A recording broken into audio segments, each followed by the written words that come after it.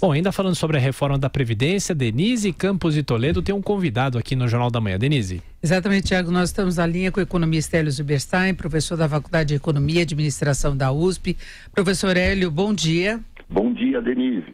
Bom, professor, como a Luciana disse há pouco de Brasília, a proposta mesmo do governo em relação à reforma da Previdência só deve ser divulgada no final deste mês. Mas a equipe econômica, ainda que seja de forma não oficial, tem comentado muito com os jornalistas algumas ideias que estão sendo discutidas. E a última informação que se tem é que eles estariam preocupados em reduzir o período de transição em relação àquela proposta que já está no Congresso, que seria uma transição de 21 anos, e agora a equipe estaria estudando a proposta de 12 anos para que haja um impacto mais rápido de qualquer alteração. Lembrando que transição é o quanto que as pessoas vão gradualmente tendo de trabalhar mais até que se tem a transição total com a fixação da idade mínima de aposentadoria. Semana passada, o presidente Bolsonaro falou na idade mínima de 62 anos para os homens, 57 para mulheres. Depois isso foi meio que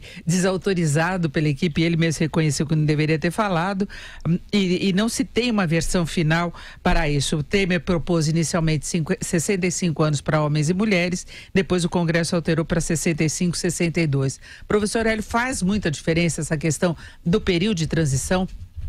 Faz muita diferença, Denise, muita diferença. E essa é uma matéria muito complicada de explicar, e esse desencontro de informações que vem do próprio governo só contribui para aumentar a confusão, né?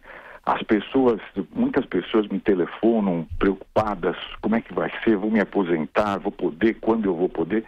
E a gente não tem nada de concreto, porque não foi escrito ainda nenhum documento, nenhuma proposta, né? Talvez fosse melhor que o governo não emitisse tantas informações desencontradas.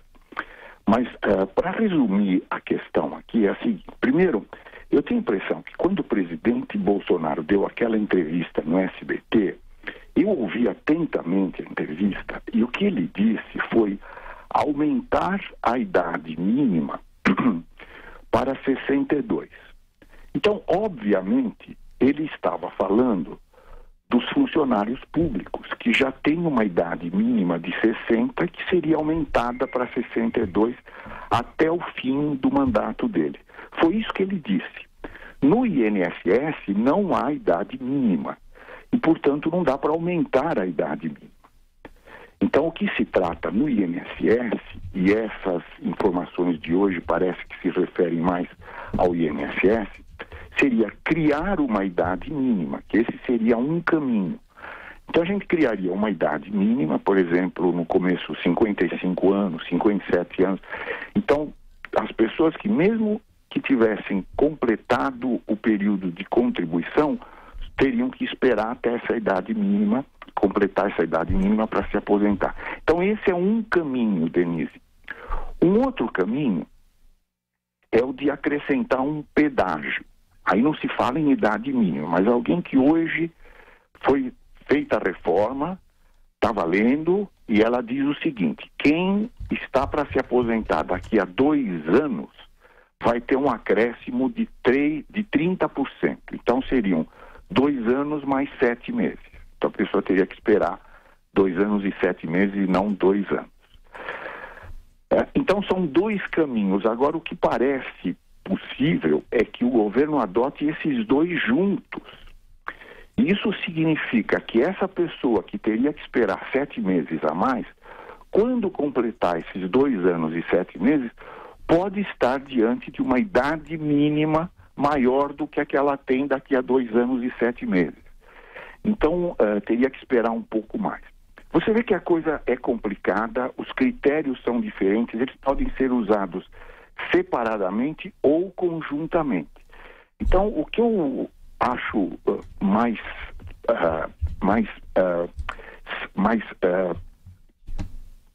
sensato é que o nosso ouvinte não dê tanto ouvido a tantos rumores e aguarde efetivamente qual vai ser a proposta que o governo Bolsonaro vai mandar. Agora, sem dúvida, a questão da idade mínima é crucial, ela é crucial, porque o brasileiro no INSS se aposenta muito cedo, Denise. Nós temos brasileiros se aposentando com menos de 55 anos, mulheres com em torno de 50 anos.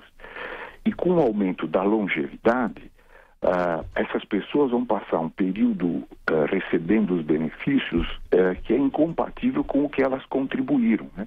E essa é uma causa para o desequilíbrio do sistema. E no setor público ainda tem o problema das condições de aposentadoria, muitas vezes com mais vantagens, né, em termos financeiros. Exatamente. Outra questão que muito provavelmente vai ser contemplada na reforma é a das pensões. E isso é particularmente importante no caso dos aposentados funcionários públicos, porque no governo Dilma foi feito uma pequena reforma que reduziu a pensão do cônjuge sobrevivente, do viúvo ou da viúva, no INSS. Mas o impacto disso foi muito pequeno, porque a maioria dos benefícios do INSS é igual a um salário mínimo. E esse é o valor mínimo de qualquer benefício da Previdência Social. Então, se virar uma pensão, o salário mínimo continua sendo o valor da pensão. Agora, no funcionalismo, não. No funcionalismo, a gente tem aposentadorias de 15, 20, 25, 30 mil reais ou mais. E aí, a ideia é que se um dos cônjuges, o beneficiário dessa aposentadoria, falece, a família agora tem metade dos membros. Ela tinha 2 membros, agora ela tem 1. Então, não há necessidade de tanto recurso como aposentadoria. E aí haveria um corte na pensão. Não na pensão que existe hoje, evidentemente, porque esse seria um direito adquirido, mas na pensão futura. Então, esse é um outro caminho que está sendo pouco falado, que também, com certeza, vai ser contemplado na reforma. Enfim, o que a gente precisa é fazer o possível para não repetir a Grécia, né? E o que a Grécia teve que fazer? Eles postergaram tanto, que quando a coisa ficou preta mesmo lá, eles tiveram que cortar no valor dos benefícios, dos aposentados atuais, né? A gente precisa evitar isso e, por isso, a gente precisa fazer essa reforma.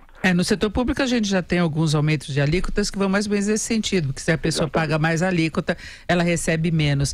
Teremos muito a conversar ainda a respeito disso, professor Hélio. Eu te agradeço muito a participação. Hélio Zilberstein, que é economista, professor da Faculdade de Economia e Administração da USP. Professor Hélio, um bom dia. Bom dia, Denise.